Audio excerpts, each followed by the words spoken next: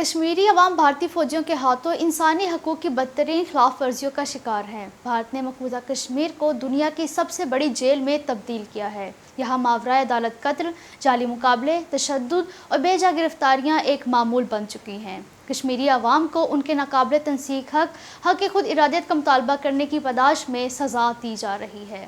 5 اگست 2019 کو مقبوضہ جموں و کشمیر کی خصوصی حیثیت کی منسوخی کے بعد وسطائی مودی حکومت نے اپنے جابرانہ ہتھکنڈوں میں تیزی لائی ہے۔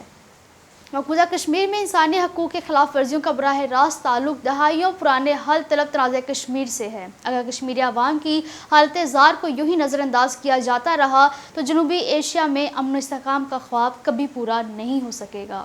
بمنا سری نگر میں نامعلوم افراد نے ایک صحافی شبریز بشیر کو شدید تنقید کا نشانہ بنایا۔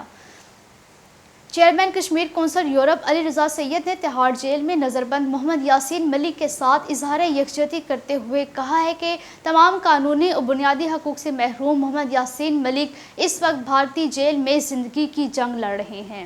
واضح رہے کہ محمد یاسین ملک گزشتہ 4 روز سے بھوک ہڑتال پر ہیں۔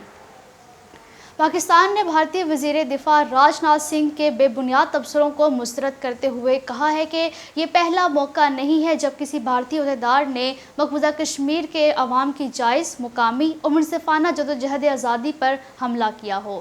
تاہم بھارتی سیاسی شخصیات کے اشتعال انگیز بیانات مقبوضہ کشمیر کی حقیقت کو تبدیل نہیں کر سکتے۔ آلٹ نیوز کے شریک بانی محمد زبیر، جنہوں نے نئی دہلی اور اتر پردیش میں 23 دن جیل اور پولیس حراست میں گزارے، کہا ہے کہ مودی حکومت اختلاف رائے کی ہر آواز کو خاموش کرانا چاہتی ہے۔ چینی لڑاکا طیاروں نے مشرقی لداخ میں لائن آف ایکچوئل کنٹرول کے قریب پروازیں کی ہیں۔ بھارتی فضائیہ صورتحال کا بے بسی سے نظارہ کر رہی ہے۔